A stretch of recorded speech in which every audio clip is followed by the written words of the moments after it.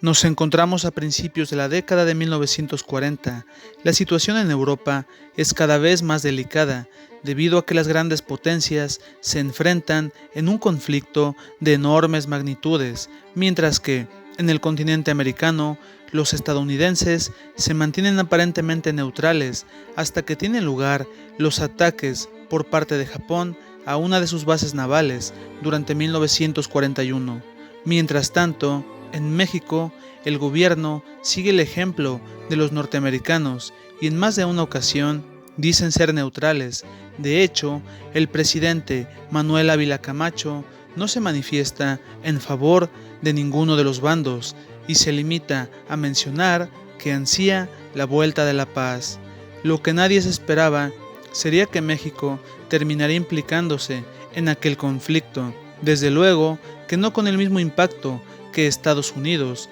Dicho episodio pasaría al olvido en poco tiempo, de modo que, en esta ocasión, Gallo Sócrates te presenta la historia del Escuadrón 201.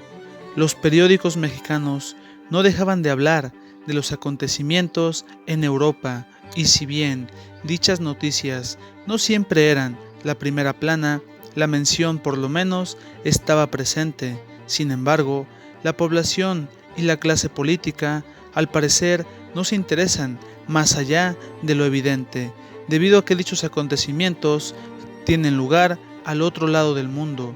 Lamentablemente, se presentó un incidente que lo cambiaría todo, siendo el 13 de mayo de 1942, sucedió que un barco con bandera mexicana llamado Potrero de Llano fue hundido por submarinos alemanes que acechaban en las aguas del Golfo de México, y solo una semana después sucedió lo mismo con el barco Faja de Oro.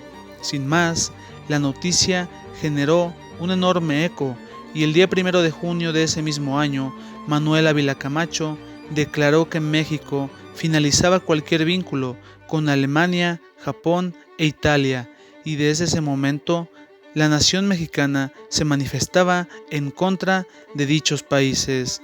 No pasó mucho para que el gobierno mexicano comenzara con las gestiones y así organizar una fuerza militar. La cuestión fue que esa fuerza, más allá de ser un ejército, fue más bien simbólica, de manera que se envió un cuerpo de ataque aéreo que sería conocido como la Fuerza Aérea Expedicionaria Mexicana, a la que llamarían simplemente el Escuadrón 201.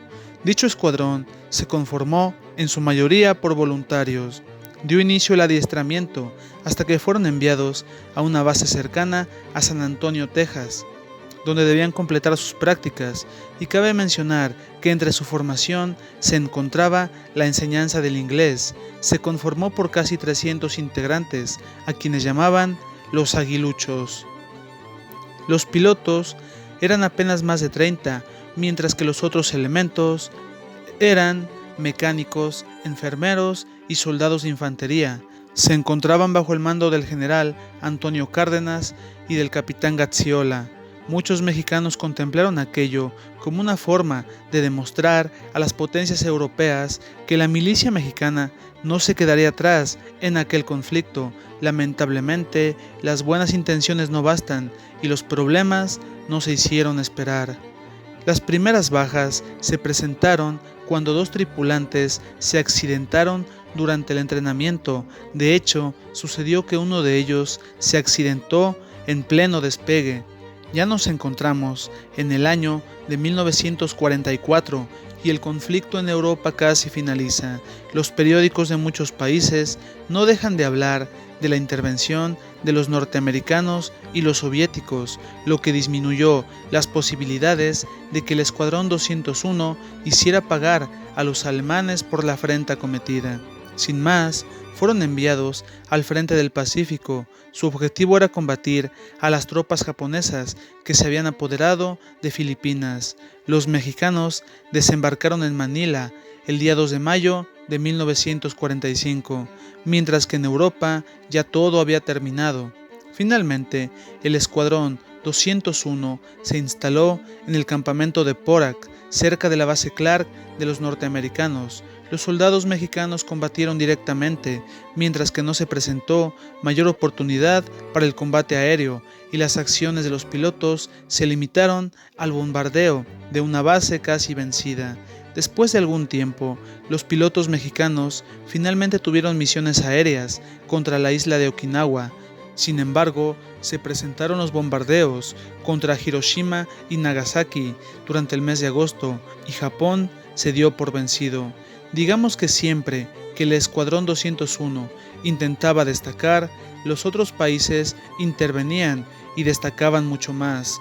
De una u otra manera, la Fuerza Aérea Mexicana volvió al país durante el mes de octubre de 1945. Se les felicitó en distintos eventos y fue disuelta el 12 de diciembre de ese mismo año, mientras que los pilotos se encargaron de operar aviones comerciales. Se trata de una historia donde queda bastante claro que las buenas intenciones no bastan y que a veces el deseo de servir a la patria no es suficiente, sobre todo en un conflicto de semejantes magnitudes. De ese modo, llegamos al final de este video. Si te gustó, danos un like y suscríbete para más trabajos. Gracias.